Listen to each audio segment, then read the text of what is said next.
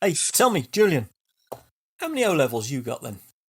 Yeah, well, I've got 10, Mike. Oh, really? Yeah. I've got 11. Oh. But I'll tell you what, I know Yeah. a vet who has no O-levels at all. What? Not even any? None. Well, who? His name is Toby Trimble, and I'm going to get him in so we can have a chat about it. Okay, great. Hi, I'm Mike Brampton. And my name is Julian Ho. Welcome to Veterinary Ramblings. Good to see you again, Toby. You too. Toby, so good to have you. So good to have you. Thanks so much for giving up a week of your time here with us. Let's start at the beginning, shall we? Start in the early career. How many O-levels have you got, Toby? I have no O-levels. Or no GCSEs either.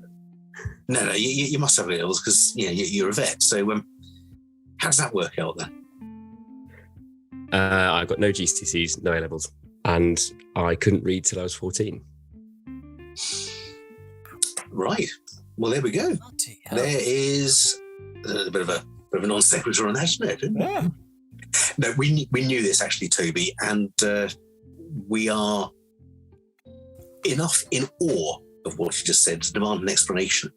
Because, dear listeners, Toby isn't just a vet. He isn't just the CEO or whatever it is of Trimble Productions producing almost 500 CPDs, but he's also a diplomate of the European College of Veterinary Anaesthesia and Analgesia. And they don't give that out to people who can't read and write. So something happened. And associate professor? And associate professor at Nottingham University. Yeah. Okay. Tell us the story, Toby, because we want to hear. It is helpful to go right back, like really right back. So when I was 10, I was in Sunday school, and not very religious parents did it with status. You know what it's like. Mm-hmm. And we sat around and we're reading in a circle, and everyone's doing a little bit of a section or paragraph on Bible verses. We're sat there reading, and I remember this feeling of it coming closer and closer. It's my friend Mark, who's like 3 chairs down, and I'm feeling really anxious because it's coming up to me, and I can't read it, I mean, at all. I can read a couple of the 3-letter words and whatnot, but I'm in a situation socially where I need to be able to read. Mm-hmm. This is what it was like for me growing up, being super dyslexic. My brothers are dyslexic too. Mm-hmm. So we weren't in school. We got taken out of school. I think I was 5.5, 6. I did the first year in primary school, and then we got taught at home by my mum. And then throughout my educational journey, I was in home education until I was about 15, and then when I was about 16, 17, I went to college and did some basic courses. But at that time, we should be doing GCSEs and A-levels.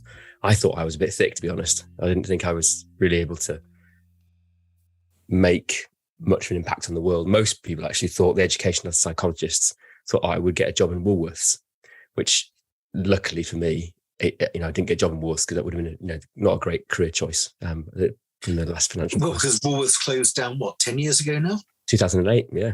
Yeah, a long time ago. Incidentally, that was just about the time that Nottingham University opened, I seem to recall. I wonder if those two things go side by side, or whether there's any link associated with that. But anyway, carry on. I don't think there is. I've been into Nottingham University, and you can't get Winfield Green Flash plimsolls there. Oh. Okay. Sorry, Toby, do carry on. 10 years later, I'm sat at the University of Nottingham. I'm sat at Sutton Bonington campus, and it's the first open day they've had. They have a room that they borrowed off the biosciences, and they are doing their first open day. And they're telling you about this lovely, beautiful architectural drawing. Look at the vet skills, what it's going to look like. And by the way, it's going to be in this field. Now, you need some imagination, but it will be there in about a year or so's time. Yep. And I'd applied to all the vet schools, and I had a national diploma. I was doing pretty well in it. But I said, could I apply? And they all gave me a really consistent answer. It was no. No, you can't apply. Mm-hmm. So I thought, well, I'll go down and speak to them and see what happens. And I sat and I'm talking to the school manager, Karen Braithwaite, who is one of the people who set up the school. And as she's talking, I'm talking to her and telling her about my background, working with animals since I was a child. I was starting to find my academic feet, but I really wasn't like a kind of a conventional applicant to vet school. And she's writing on this sheet of paper. She's filling it out. She's getting to the point where she started filling out the corners. I remember these corners. And then she went, okay, can you give us some more details? And I remember submitting this dossier, literally this big, thick dossier that was about, I think it really was nearly an inch thick, on my work experience and my references, all my background. And nothing happened for about 6 weeks. And they got this email and they went, okay, we'll let you apply. So I applied and I got a scholarship and I got into Nottingham. And for me, it was starting that course was the first time that I had not felt that dyslexia was a thing in my life. I was no longer hugely dyslexic. I didn't need people to read for me and write for me and help me in exams, apart from a bit of extra time. But generally, I was pretty normal. And I'd never felt that, I was always feeling like the kid from Sunday school who just was really trying to fit into the educational system, but was consistently struggling. So I just started absorbing it and I started learning it. And the reason why was because the course was so well designed. They would use a lot of storytelling techniques for the way that the course was designed. So we do a musculoskeletal module in the first year. So we do the anatomy of the hind limb. You'd learn about the muscles and the tendons attachments. You do your dissections, but they also did problem-based learning, which is pretty wide, widely applied now. But we'd learn about, this golden retriever would come in and it would be lame. And you'd say, okay, you're a first year student, why is it lame? Is it because it's got, is it because it's scuffed its nail? Is it because it's, hurt the foot, the kind of the common things? Or is it due to the ankle or the stifle, or is it the hip? Okay, well, what else could it be? Let's do a musculoskeletal exam. Let's work out what it could be. And the more they went through these things, the more it would cement what was happening. You do sessions where you do mock-up x-rays and you'd learn how to apply those. You'd speak to actors who are playing the part of their own and you talk about what treatment options there were. But by the end of the week, you just knew this. And the course was so well designed that it would just click and you had it. And because of that, I was able to get through the course and I managed to do it and did quite well, which was kind of the opposite end of the spectrum from what I thought I would end up doing. And now 15 years later, I'm working back at the vet school. I'm assistant professor of veterinary anaesthesia. I'm an anaesthesia specialist and I'm lecturing. And I'm still there lecturing to people. I'm talking about my specialist subject. I think it was a lecture about dental nerve blocks. And I realized that I was actually boring myself. I realized that it wasn't the same. It wasn't the same way that you capture someone's interest. I was using the same format that I'd learned and I'd seen my supervisor, my peers use. But I was sat watching webinars and that were kind of an hour long and that were a PowerPoint screen share. And that feeling you get when you're sat watching a webinar and you start to feel a little bit sleepy, even though if it's something that's really good or a great speaker, you start to fall asleep. Yeah. or you sit there and you go, I wonder, should I put a load of washing on? Should I do the whites and the darks, or should I just throw them in together? And the thing is that because you thought that, immediately you've missed what the person said, what the person is saying, and you've lost. And you're like, the worst thing is where you think, I'm concentrating. This is really good. I really need to concentrate. I mustn't think about the last Marvel film I saw, which was great, actually. Oh, I missed it. I missed what he said. Exactly, and that's the thing is that. So we all have this thing with the CPD or the continuing education we do, in that we have a social etiquette that's politeness, that we sit there and we often will watch it, but often we sit there and it's not necessarily the most effective way to learn. So now we have a company and we use storytelling, we use technology, and we use cinematography, illustration, photography, and we make courses in CPD for vets and nurses across the veterinary and animal health industry, which are more like Netflix and less like PowerPoint. Mm-hmm. Mm-hmm. Although other streaming services are, whatever. We like Netflix. Good, yeah. Tell you what, Netflix, you pay us and we'll love you and say that all the others are rubbish.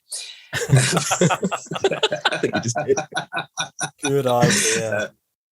And hold on, I'm just going to retake that. Amazon, tell you what, you pay us and we'll tell you Netflix is rubbish. So, do you remember any of your lectures in particular at Nottingham? Do you remember anything on blood pressure at all? Any lectures on... No, not at all. No. Right, that's it. I'm bloody off. Nice chatting to you, Toby. I've never done any work on feline hypertension and assessment of blood pressure, Mike. I don't know what you're talking about. Not a clue. I mean, no one knows. Was it the whoosh machine? What's it called? The dopper? No, you've done it machine. You've done it now. Well, it says cat on the side, so it must be a cat one. Yeah, but that's a glucose monitor, isn't it? Anyway, yeah. So you've a fantastic story, an absolutely amazing achievement to have got there. Really hugely great achievement. You've missed these 10 years out, and I wonder, there must have been a time during the intervening period between thinking, I'm thick, I can't read out whatever they're passing to me at Sunday school, to thinking, no, I'm going to bloody get into vet school. What was there an epiphanal change? Was there something that happened that made you think, actually, I've been neglected by my peers in terms of learning, I can't do anything, I'm thick, to thinking, actually, I'm not thick, I really want to be a vet and I'm going to do it. What happened? That's a really good question. I didn't think I had any academic ability until I was about 18. That was when I went away to agricultural college in Penrith called Newton Rig, and I was actually doing gamekeeping was the thing I was doing. Right. GCSE equivalent. You didn't need much to get onto it, apart from the fact that you kind of you were sort of keen. I was doing it because I like falconry, because I like birds and animals, but falconry was the closest thing to hunting, which is gamekeeping, because that's what I was doing. So, and I'd done this course, and I was meant to go on to the next level up in the same subject, and I went interrailing around Europe, and I'd met up with this guy called Adam, and we'd hung out in, I think it was Slovenia, and then he went off to Austria, and then a couple of days later, I was sort of walking through this bar at a very cheap youth hostel in Salzburg, and this chair just got pushed out in front of me, and I nearly tripped over it. And Adam's like, Toby. I was like, oh, cool. Hello. He's like, oh, sit down. He's talking to these girls. I was like, okay, cool. I'll sit down. And he was like, oh, they're vets. They've just graduated from Edinburgh Vet School. Started talking to these lady called Bonnie and Katz, and they were their names. And we're talking away for about like 3 or 4 hours. They told me all about the vet school, what it was like, what they would do, their dissections, how they get taught. And I was like, oh, I've got to do this. I've really got to do this. So I think I spent the rest of the summer interrailing, but also in and out of internet cafes researching what you need to get into vet school, and thinking, I have got not a snowball's chance in hell, but I'm going to give it a go. So I was trying to work out what I could do to get there. And then at the end of the summer, we met up with my family. I think we met up and we had like a family holiday, and I was like, Dad, I want to go to vet school. And my dad was like, okay, you've got a massive academic mountain to climb, my son. So, he kind of thought I think he thought it was pretty fanciful. And then I switched courses from the gamekeeping to the animal management national diploma. So I spoke to the course tutor, and I remember talking to her and saying, so I want to do this because I want to go to vet school, and her going, okay, cool. So just so you know, this is not the way you get into vet school, and I wouldn't advise anybody to do this. This is extremely difficult, and I think it's probably impossible. But I don't think there was another route, so I thought, well, I'll just give it a go. And it was probably by sheer chance that Nottingham had started up. I don't remember when I heard about it first, but I think it was exactly the right time that it came around for me. It was quite a groundbreaking university, still is quite a groundbreaking university. Obviously second best to the Royal Veterinary College right away. But yeah, it's still pretty good. Centuries apart though. Absolutely. Yeah. Centuries apart, yeah. Actually, well done them, I think, for giving you the opportunity, because you've definitely proven your worth there. Yeah, I was just wondering, Toby, I mean, if you were writing a letter to your younger self now, what would that contain? I'd probably say, don't worry, it'll all turn out okay. And it might be tough, but that'll stand you in good stead for later. Okay. Were you bullied at school? Well, you didn't really go to school, did you, as such? I had two brothers. My older brother's bigger than me, but I don't think I ever want to fight against him. But I wasn't bullied at school, but I was bullied when I went to college. Right. So yeah, I definitely got bullied when I was at further education college for about 18 months or so. So yeah, I know what it's like. I know what it's like to be discriminated against and kind of and beaten up and that kind of stuff. It's not nice. So yeah, a lot of what I do now is trying to get people to maximise their potential and be well looked after and things. So it's a shame that I think dyslexia is still stigmatised like that, isn't it? Poorly recognised, I think, by a lot of teachers. And I hope I'm not doing teachers a disservice when I say that, because I'm chair of government in my local school, and they're very, very good at picking up on it. But I think they're in the minority. And probably because teachers don't have enough time to spend to actually sift out children's different learning abilities. Do you have any advice for people listening to this who are dyslexic or think they may be dyslexic? Or have children who are. It's funny, I think dyslexia it's part of neurodivergency. So neurodivergency is anything that makes you, what is different to neurotypical or normal, which is debatable in itself. It's a whole, rabbit hole to go down. But ADHD, dyslexia, and autism or autism spectrum disorder, it's all neurodivergency. It makes you slightly, makes you different. And the thing is that it can be a lot harder. But what I was always told when I was growing up by my grandmother, she was a great educationalist, was that it's like a car on a cold morning, where you're turning the key and it's like, never going to start. And you're like, oh, come on, never going to start. And you're frustrated. And then all of a sudden it goes boom, and you just, and it just takes off. And she kept telling us this. And I remember being like 12 years old and saying to my aunt, I was like, Aunt Midge, do you think I'll be able to get a job if I can't read? And she still comes back with this story like every Christmas. And she's like, she just remembers this utter terror of thinking like, oh God. But the thing is that that's what happened to me. So I hit my learning curve. I went from being like unable to read to vet school within about 4 or 5 years. So it happens, and it can be deeply frustrating. But having this difference makes you tremendously valuable in the, when you get to the point of working, because you think differently. I think differently to lots of other people.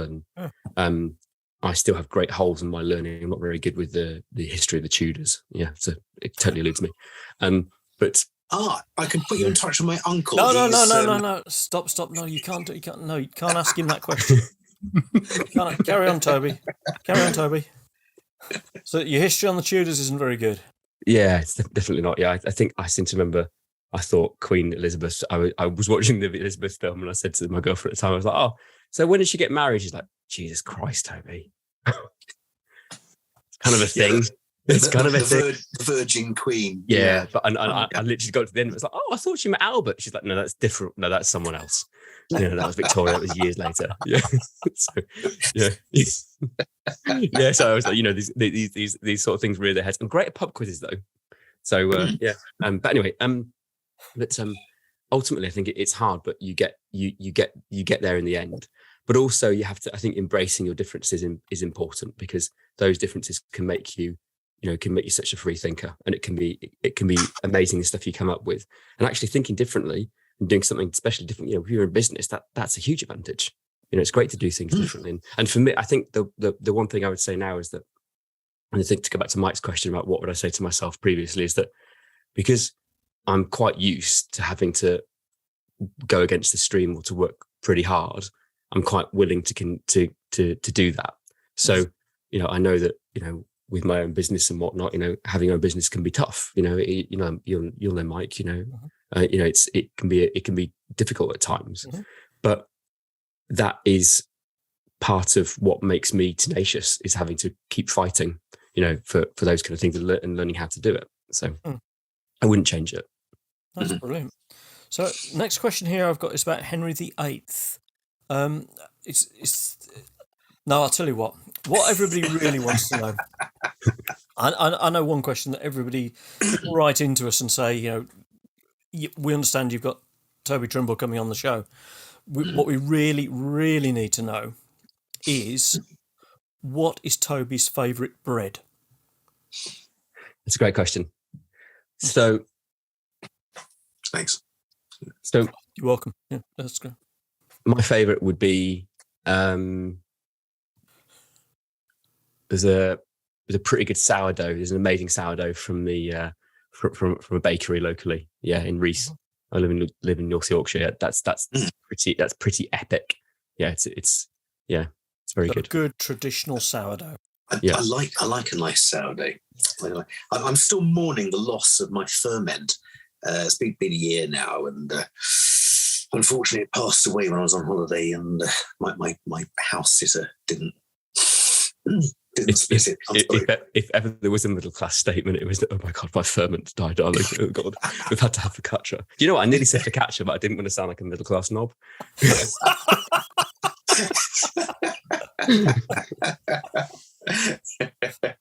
For our American listeners, we'll explain the class system in. No, we won't. From Baps to focaccia in 2 easy lessons. What, by sourdough? That probably sums it up. Actually, so if you are American coming to the country for the first time, then I can strongly recommend that you compliment bakers on their bread, because they really, really preen. So pop into Greg's, pop into one of your local bakeries and say to the girl behind the counter, "Nice Baps," and then choose your bread for the day, and you'll be surprised at how pleasant they are to you after that. A more sensible piece of advice to our cousins from across the pond has never been given. Such sincere, helpful advice, Julian. Yeah, great job for that. Right, yeah, entente cordiale and all that. And probably get ready to run from the shop. And then run very, very yes. fast. Oh dear. So there are huge gaps still missing, I think, in Toby. In the understanding of your life, because here you were. I'm going back to Sunday school. No, I'm not. God, what a dreadful thing to do. I'm going back to the idea of Sunday school, and your feeling of not being able to read the next article. And then 20 years later, you successfully pass your European College of Veterinary Anaesthesia and Analgesia diploma, which is pretty damn difficult, I have to say. I've not done it because it was too difficult. Wow, amazing. You must have been able to read pretty well for that. I think it was a similar sort of thing. I was quite convinced that I probably wouldn't be able to pass my exams. I got a residency, I qualified, did general practice for 2.5 years. I did exotic and small animals. And then I went to do a rotating internship at Dick White Referrals. I thought I would really like internal medicine.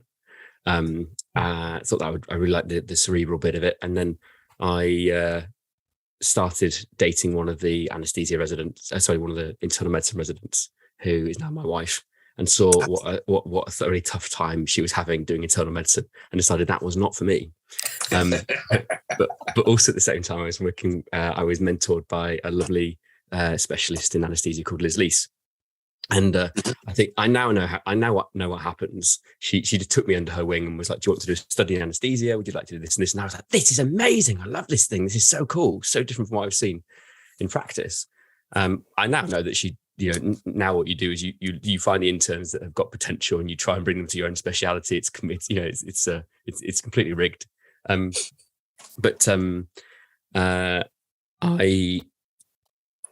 I did that for a year at Dick White, and then went to Glasgow and did my residency in anaesthesia there. So I have to apologise now. I've forgotten what your question was.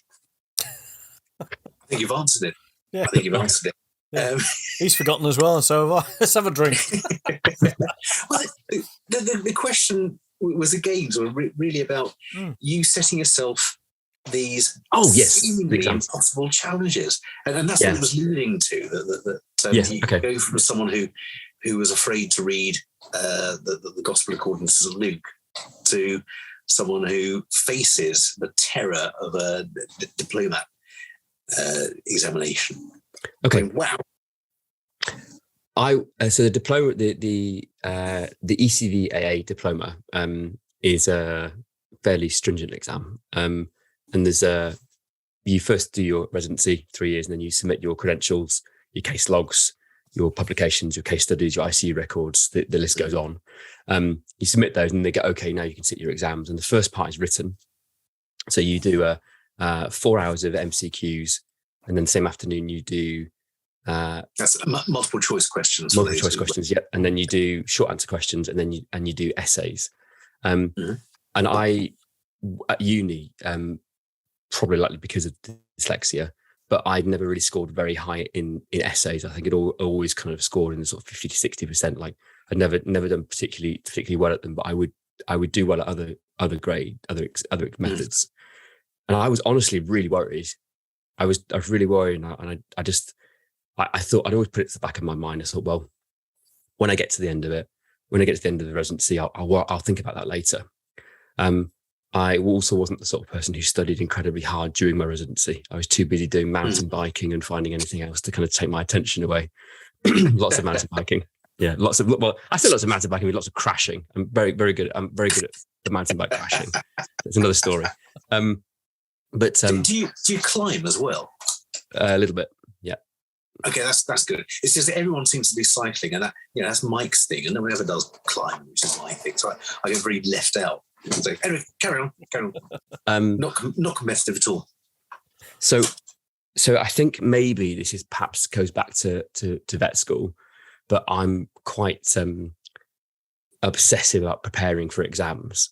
But I'm not obsessive in the fact that I try and know everything, but I try and get really good technique. So I worked really hard on how you plan to write an essay, and how you plan to write your short answer question, how you plan to write short answer question exams, or if you've got a multiple choice exam, like what's the best method for going through this exam to maximize my chance of being able to deal with the format? And I've got the knowledge. Okay, I'll try and get the knowledge, but how can I deal with the format? So I obsessively prepare for that, and I try and get everything organized so I knew that when I got in there, I would be eating jelly beans, so I didn't have a hypoglycemic crisis, or not a crisis, but like I wouldn't kind of run out of energy, or I'd have earplugs that wasn't too noisy. I would prepare for everything. And then they also gave me a keyboard. They gave me a laptop and a keyboard to write on. And I brought my own. I was thinking of some sort of synthesizer. Can you imagine that? Imagine that. Can you explain the saturated vapor press of sevoflurane using Keynote C? Oh, that's good job. Excellent. And now tell us, please, the action of lidocaine on the sciatic nerve through the medium of modern dance. Excellent. So I have to say that I prepared like pretty fastidiously, and also lots and lots of practice for these exams. And there's a moment that's worth telling you about, because I got in there and they gave me a laptop, and it was a PC laptop, and I'm used to using a Mac and just the setup of the keys. And I'm because I like cycling, I learned about Team Sky, about how they have marginal gains. So I knew that I'd go over an extra day before the exams, and I would stop studying a week before. I'd taper like you would do for a big event. So I would study really hard, and then I would just do a little bit of studying. I'd go over a day earlier to Germany where the exams were. I'd have 2 days doing nothing. I think my friend suggested going to a spa, so we went for a spa day because I knew I was going to feel really relaxed. And I would even bring my own pillow, much to my wife's horror that I took a pillow home with me. I was like, I'm going to get a good night's sleep and try, and I reckon if I add these things up, that might work. So I got into this exam, and they gave me this PC laptop, plugged in this Mac keyboard, and I'm trying to write this. I'm trying to get in there, and I've got my essay plans. I've written up my essay plans for my 4 essays I'm going to write in 4 hours, and the room is baking hot. I mean, it's probably 25, 28 degrees. It's the end of August, and it's so hot in Germany. But you're just like, right, I'm just going to focus, ignore that, bright red cheeks, writing away. And as I'm writing, I'm trying to write. It was an essay, and it was about talking about volatile anaesthetic agents, isoflurane, sevoflurane, desflurane, compare and contrast, all that kind of stuff that they learn in exams. And I'm trying to write with solubility, which is a key word. And as I write solubility, every time I hit Y, Z comes up. And I'm like, solubility Z. I'm like, this is weird. And I realized that the keyboard I've got is British, but the one they've given me is mapped to the German alphabet. And I'm like, no. And this moment says, I've worked pretty hard to get to this point. And I'm like, no. But I'm like, okay, right. Hold it together. Yeah. Okay. Put my hand up. Ask the moderator to come over, explain the problem. She's like, okay, no problem. Really sorry. So I think they went and they found someone, and they fixed it. But of course, I've kind of narrowly avoided having a meltdown at this point in this high stakes exam. It's like 30 degrees in this room now. It's boiling hot, and you barely got enough time to get through these exams. And then they fix it, and all of a sudden it works. And I'm like, right, okay, off we go. And I managed to get through it, and I managed to pass the exams. But I think that's the moment where I realized that you just had to have like very, very clear thinking under pressure. Yeah, and actually, we so many times, haven't we, Mike? So many times we've come to this 7 Ps. The proper planning and preparation prevents piss poor performance. Yeah. And it's all in the planning, isn't it? So you talk about exam technique, as much as the knowledge. And I think the technique is important. So now the pass rate for those exams is pretty low compared to other specialist colleges. So the last 3 years since I passed, I've spent time running a workshop for other residents coming through to help them to pass. So it's often not based on knowledge, based on technique. So we run it with my colleague Brian Alderson from Liverpool. So we run that, and we hope it's been helpful for those candidates going through it, because I mean, if you know what it's like to go through it yourself, you try and pass it on, don't you? You try and help other people. So actually, thinking about that, I found that with the NHS exams, didn't you, Julian? Some of the way they phrased some of the questions, they were multiple choice, but it was the phrasing, and it took numerous modules before you got into the cadence, if you like, absolutely. Of the way the question. Once you'd got it, you didn't need to read the whole question, did you? If you saw how it was phrased, and you thought, I know where this is going. But it's getting used to that and working through it. So that's good stuff. But I think suddenly realising you got the wrong keyboard, or that you were tuned into the wrong. Absolutely. I think bollocks to this. You can have your Zs. I think it's the same feeling you get if you have a patient that crashes. It's the patients that are well that crash that the most stressful ones. If you get the very sick patient, it's not entirely unexpected, and you do your best. But it's the patient that's a young, healthy animal, and then they crash, and then you really I felt like that. I felt it was one of those moments that I thought this is all slipping away, but luckily it went okay. So tell me, I mean, Toby, you've been talking about Trimble Productions there. Do you still practice as a vet? Yeah, I do. Yeah, so I do occasional weeks of locuming. So we've got a week where we haven't got production scheduled. I go and do the odd week, do anaesthesia locum. I quite like it. It's going to go back into clinic. It's really nice to be able to. I really enjoy it. So I was I was full time until March this year, so perhaps 8 months ago. Now go back probably once a month, once every 6 weeks, every 2 months, to go and do a week. So just a few different hospitals like Glasgow or Southfield. It's great to go back and see your colleagues or do some resident, I say teaching, but often it's often much more kind of being mean to the residents with a vague veil of teaching. Oh, you do it like that. Oh, it's okay. So the evidence says. I see. Yeah, we used to do it like that as well.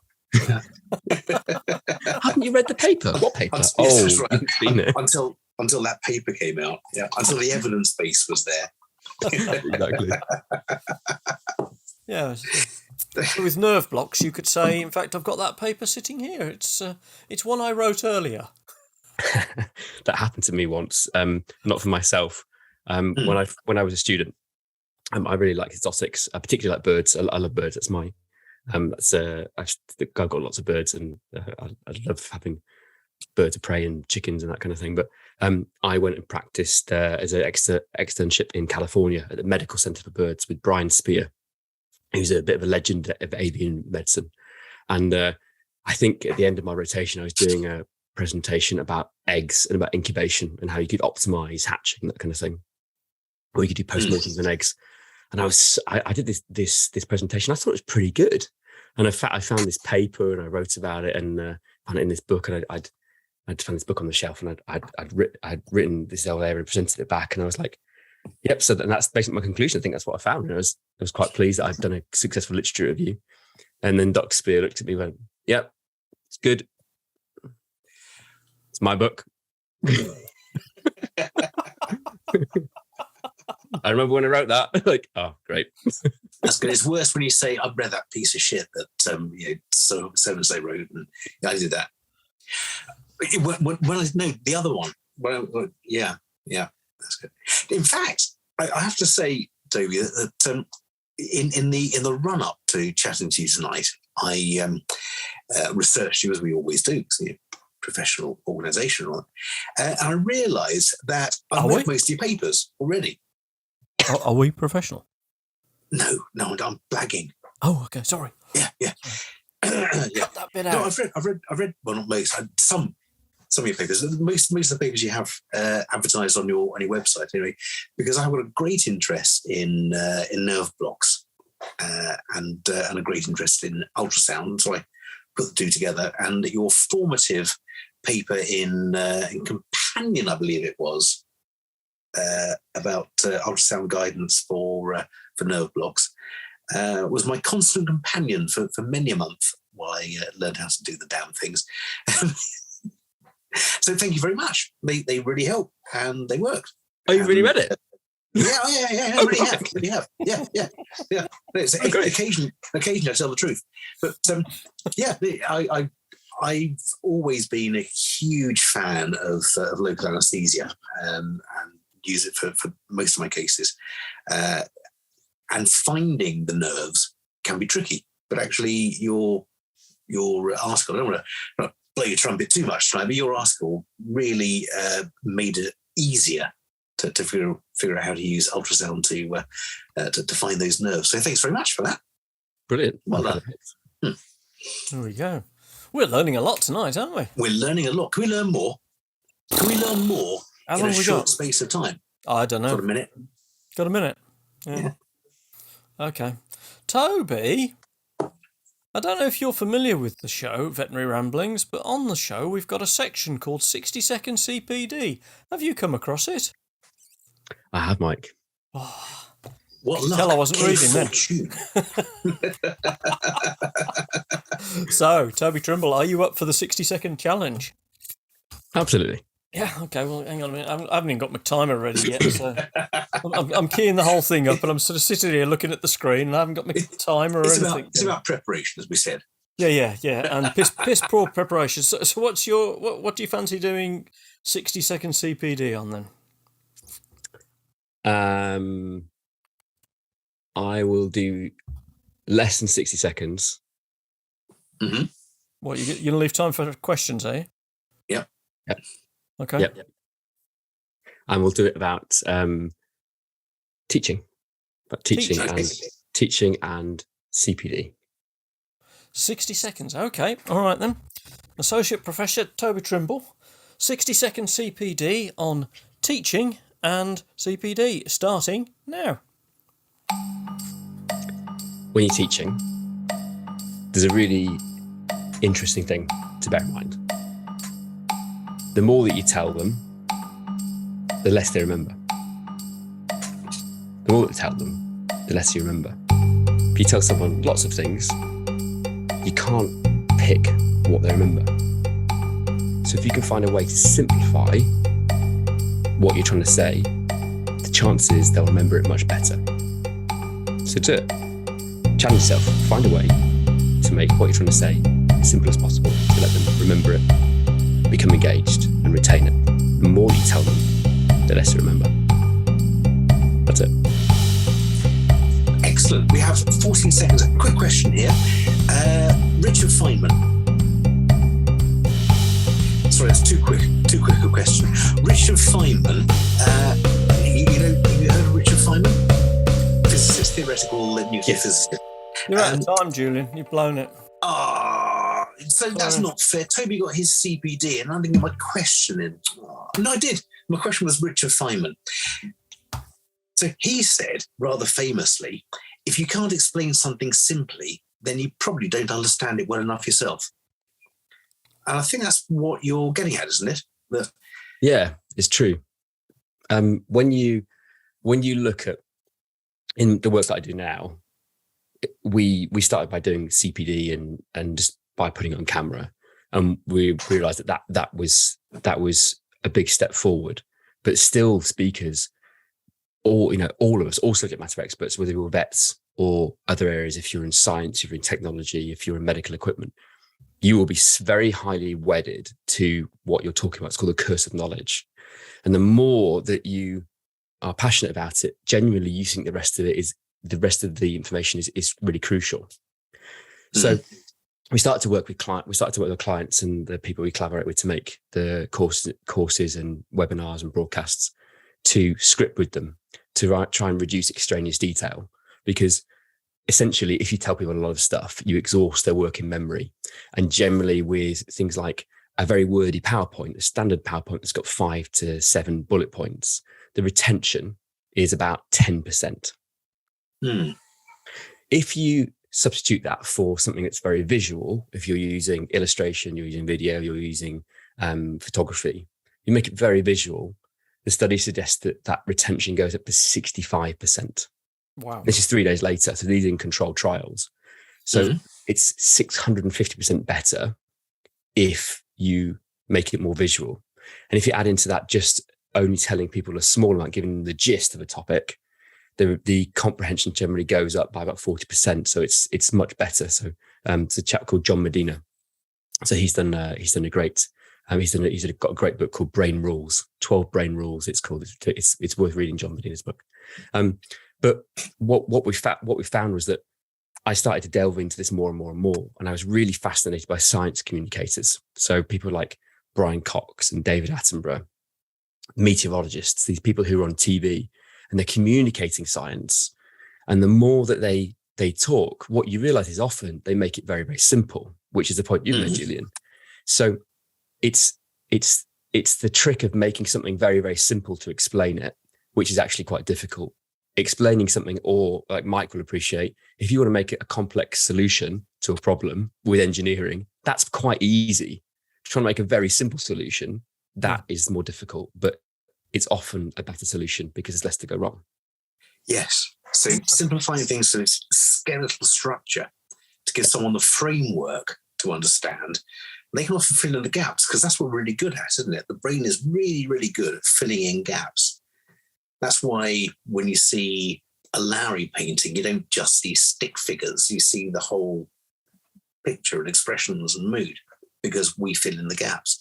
And so why do we not allow our audience to do the same thing? But we feel we must say, and And really, you don't understand anything until you look at the neuraminidase component of this hemagglutinin and other spike proteins. We do fill too much, don't we? I really, really like that, because do you know what I noticed with that was it brought back a number of things like the KISS technique, keep it simple, stupid. Yeah. But when we've all challenged ourselves on the 60-second CPD, you are the only person that has gone, starting now. Right. I'm going to tell you how to give a message that sticks in a person's mind. You're right. And the way this message is going to stick in people's mind is that I'm going to tell you that it's going to stick in your mind, and you just slowed it right down. And you only took 30 seconds. So shall we start doing a 30-second CPD? Can I delve into it? Yeah. That'd be okay. Yeah. Go on. Please do. So if we look at if you look at what education is, okay, education is generally something we do in a classroom, or we do it online now. We do it with an online lecture, but we do it where it's someone talking about something. There's lots of detail there. It's often fairly low production value, and we do it. And if we don't necessarily enjoy doing it, and if we don't like it, we tend to blame ourselves.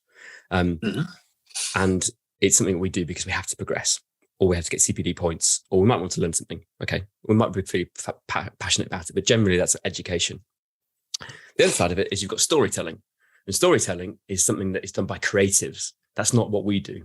Perhaps you, Julian, you might do, but I want to come to that. But creatives, they will think of them as writing books, beautiful books, Harry Potter, Lord of the Rings, these wonderful fantasy novels. We're thinking of them as being the best directors. We'll think of it being do great TV, or it might be someone in your family who is a brilliant storyteller, or a friend you've got sat around a fire telling stories, ghost stories when you're a kid. That's what we think of storytelling. But the definitions actually are really similar. And essentially both of them mean explaining something to someone to get them to imagine something and understand a new concept. One side is essentially great communication, and that's storytelling. And if you're trying to get someone to remember something, storytelling is tremendously powerful. So, Julian, your background is that you're a trained actor, is that right? Yeah. So, gosh, you've done your research. Yeah, pretty much. I think Mike just told me that. I've seen you present. I've seen you present at PSAVA this year. But what we realised was that a lot of people who are presenting, that we're essentially getting the presenters to go out to teach CPD, but they don't have any formal training on how to speak on stage, how to stand there, how to use your voice, how to use posture, how to use positioning, but also how they use pitch and how they use pace to really get those messages across. And it's really simple. It's really simple stuff. It takes a while to get into it, but it makes an enormous leap forward in the way that it's massive. I mean, how many of us have been to a lecture that the content is really interesting, but the lecturer has said, so actually, if you look at this, the answers are quite, and you get fed up, you get frustrated, or they deliver it in a placid monotone, and you can't, for the love of anything, get fired up about it. And I've been to some other lectures where the content has been absolutely shit, but the lecturer has been so fired up and enthused about it that you've wanted desperately to understand everything. You think, this is cock, the whole lot, absolutely nonsense. But I'm going to learn it because he or she is just so enthusiastic about it. Yeah. And that's pushing a bit, isn't it? There's that concept of a psychological push where we can direct people's thoughts a little bit. And I think we do that as vets, subconsciously to our clients. We direct them a little bit towards the treatment that we're hoping that they'll decide. Usually unconsciously, I think, although we can do it consciously. And they think, well, okay, that sounds good. And they ask you a question. You think, well, hold on, no, that's not what I meant at all. Yeah, I think it's amazing when you really dig right down into the way that we communicate and the way that we say things, or why we say and for me, I started to learn about this because I was working with clients doing lots and lots of training and recording a lot. But also I heard myself back on a podcast I did about a year ago. And I would sound terrible. I would be using verbal fillers, all the time. And it really made me feel really exposed, and actually took me back to that point of being in Sunday school, this kid who wasn't particularly functional. So I wanted to do something about it, but I realized that loads of people have this. Loads of people feel like this. They feel anxious about being on stage, or they don't know particularly what they're going to say. They don't warm up properly. So there's loads of things that could really help to improve them. And if you can give them a little bit of a helping hand, then that can really help. So we do that with our clients that we work with our clients in animal health in universities. But we started to run workshops as well that people can come on to learn this kind of stuff. Or we've got loads of free resources on the website as well. That's you've just wasted my question, because I was going to say, have you got any solutions for these problems there, Toby? The answer's obviously yes. So the solution is to go on to Trimble Productions, presumably. Yeah, so if you look on their website and trimbleproductions.com, there's just there's lots of free stuff on there. So we have our future of education events. We've got some which talk about how to take your presentation skills to the next level. They are like live broadcasts, so they're not a PowerPoint site. They're like watching television. We've got how to improve audience engagement, interaction, or storytelling. So there's a range of them on there that are easy to access, and be great if anyone's listening or watching this. Have a look and drop me an email. So this is trimbleproductions.com. Trimbleproductions.com. Yep. Okay. Or you can find me on LinkedIn at Toby Trimble. Okay, fantastic. We'll do that. I think I have to say, I don't think Mike needs it, and I spent the first part of this podcast blowing your trumpet too. I'm going to blow Mike's for a moment, so don't listen for a moment, Mike. But if you've never been to one of Mike's lectures, you should go, because they are incredibly entertaining, and that's I think one of the things that I liked about Mike. The first time you don't learn much, but they're very entertaining. I like nothing else. I wondered if that was what I was going to crack that joke as well. Yeah, he's so enthusiastic. He's not got a clue what's going on. Incredibly enthusiastic, but actually, the one thing he does is set out the end point first. You talk about what you're going to achieve, what you want to know, and with every point, I'm going to go onto the capnography lecture that I think I first heard you give, Mike, where capnography is a very confusing subject for many people. After 5 minutes of listening to Mike, you understand it completely. You think the problem is you then go away and look at the trace and you think, what the fuck was he saying? But no, it's very... Yeah, but you've understood it, but you've also understood that it was what you understood was completely wrong, but you had a lovely time doing it. A lovely time, really lovely time. I don't. Mike is an authority on capnography, and he's been on my podcast talking about it. So yeah, but Mike is the king of capnography. And talking of CPD, come on, yeah. I just so happen to have a CPD certificate here. Fantastic. Come on, let's have a look at the CPD certificate. And so you're talking about remembering important things with the CPD. So I've got a certificate of, and it says you can remember really, and if you can't explain it simply, you probably don't know it well enough. So let's go on to what we've done here. So I've got here a picture of a cuttlefish. I've got a picture of a cuttlefish really just because I couldn't find a picture of a squid, because as you know, the giant axon of the squid is the longest nerve possible. So that was really a nod to your article on nerve blocks. And there's an ultrasound machine, so they're ultrasound guided, and there's a picture of... Is that one of Mike? That's Mike. That's Mike when he was... No, the ultrasound, it looks like... That's brilliant. That machine was an excellent one. There's an anaesthetic machine there that was quite useful. There's also a picture of now. Do you recognise? So that's me, and I'm jumping from one rock to another. Full points here. Do you recognise what rocks they are? Isn't that in Snowdonia? Absolutely. Well done. It's Tryfan. Or Tryfan, as some people say. So it's Adam and Eve, top of Tryfan. And it's really about analgesia because there was ice on the top of that. And what the next picture doesn't show is me thwapping myself quite nastily as my left foot slides on the top of that rock and my groin crushes into Eve. And I could have done with some local anaesthetic then because, as this next picture shows, they were quite sore. And so analgesia really was what I wanted to cover to some extent there. And we haven't got time. We didn't even get on to Spitfires. I have no idea why I put that there. Other than to have a moment's silence because the last surviving member of the Dam Busters group died this week. But and so but he was protected and flanked by Spitfires. What was? The Lancaster Bombers. When?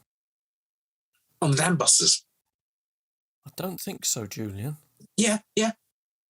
Absolutely. You watch the film again and we'll all go da, da, da, da, da, da. Anyway, I ran out of ideas, so I put that. So you put a Spitfire on there. That's fun. Can I have a copy of that, please? That looks fantastic. Of course you can. I'll email it to you. And you can upload it to the RCVS to show that you have completed a certain amount of CPD. I'll do that. Compliments of Veterinary Ramblings. Except, of course, there is one aspect missing for it to become official RCVS CPD, and that is reflection. So, Toby, perhaps you'd be kind enough to give us a reflection question. Because, of course, you've asked me to prep this, haven't you? You might have done. I think we might have done, yeah. Okay, I'll try again. You might remember sometime in the great. Okay, give the game away. It's not all off on spur at the moment, is it? Oh my gosh. Okay. That's ruined that fantasy. So I think for me, the thing to reflect on is all of us, when we are working in practice, we will teach junior members of the team. And they might be vet students, they might be student nurses, they might be people who are working who are receptionists, and there might be people who are trainee managers. And the thing to reflect on is that if you've got something that's complex to explain to them, try to find a way to explain it that's simple. And if you really want to turbocharge it, how about thinking of a story that you could relate it to? So it could be an example when you've done something yourself. It could be that you have a story around once you saw a case, or it could be something that someone else has done, because we don't always have personal lived experience, but that's okay too. And what you'll find might happen is that you might find that they retain the information better, because storytelling can be quite powerful. So it's worth challenging yourself and reflecting on, right, can I find a story that I can use here? And it's amazing how much it helps people retain and access information. Yeah. Yeah, that's good. I must admit, I tend to pepper my lectures with anecdotes at the risk of boring my pupils and students. But I find that if someone tells me an anecdote, then I remember that, and it then brings to mind where that anecdote was leading, where it was situated, and it often, as you say, it illustrates what you're trying to say, what point you're trying to make. Yeah, you can really enhance it. Yeah. So what's next for you then, Toby? I'm going to go home now. It's nearly 9. No. I think Mike meant in life. What's good? It's good. Oh well, okay. We're just about to start a job in Australia, so we're about to start Trimble that Productions, is it? Yeah, yeah. Doing a project on analgesia in livestock and how to improve analgesia for wool growers in Australia, sheep farmers, we've got a very busy sort of next 3 or 4 months. So it's lots going on. The studio has just had a refit, so we're kind of getting to grips with that. That's been a great journey there. But for us, I think we have a business that we're trying to innovate with. So you can't really stand still. So we tend to kind of keep moving forward and defining new things and how we can improve what we do. So as much as we every time we kind of get to a plateau, we seem to find a next place to take it further or keep pushing it, which probably comes back to me. I think I probably enjoy the challenge, much to my wife's frustration. She's a wonderful person and very, very supportive. But she's like, can't you just, you always want more. Can't you just be happy? I'm like, I am happy. I just quite like challenge myself. So not wanting more is stepping backwards, isn't it? Really? yeah, potentially being content is probably one of those things you're meant to find, isn't it? But I quite like the opportunity, the thinking, oh wow, if I did this, I could do that. That'd be great. So yeah. So you're actually going off to Australia, or I've got to work out the logistics, but we might go. Yeah, we may end up going February or March, but we're trying to work out those logistics at the moment because it sounds like a great idea. Like, great, I'll go to Australia, and then you're like, okay, I've got to get to Australia and make sure everything keeps happening back at home, and also manage to do things out there. So that's part of the next step. It always seems like a great idea, and then we've got to work out the practicalities of it. So sure. So Wednesday morning, I'm doing a workshop with the team out there, which is afternoon in time in Melbourne, and it's 5 a.m. for us. So it's going to be a very early one. So it sounds like you do need to get home, doesn't it? Yeah, who's going to look after the dog? The dogs will be fine. Yeah, the dogs. Our 2 Papillons, Toffee and Crumpet, will be probably at home, ruining something, chewing something. Yeah, just as normal. Yeah, but the iguana and the boa constrictor have got to be looked after by somebody else. Yeah. no reptiles, and plenty of reptiles previously in my exotics past, and quite happy not to have reptiles. So, but plenty of birds. Yep. Fabulous. Birds, yep. Fabulous. Well, I think all it leaves for me to say is to wish you all the best on this intrepid enterprise, and you've come a hell of a long way, young man. I spotted the age reference earlier on. Yeah, you've come a hell of a long way. And if you've enjoyed listening to this evening's episode of Veterinary Ramblings with Toby Trimble, drop us a line, tell us, and ask us what else you want us to cover and anybody else that you want us to meet. And please subscribe, because it really does make a difference. So I think with no further ado, Toby Trimble, on behalf of Veterinary Ramblings, thank you very much indeed. I'll raise a glass to you. May your dog go with you. Thank you for having me. May your dog go with you. Cheers. Cheers. Cheers. And cut. Yay! Talk about making it. How was that? How was that for Very you, good. Toby? Excellent. And I know you're still recording. I know what happens. I know how this works. No, nothing happens. Nothing happened at all. I know how this works, lads. Cover it up. Yeah. You get the best bits after you stop recording. We've covered it all up.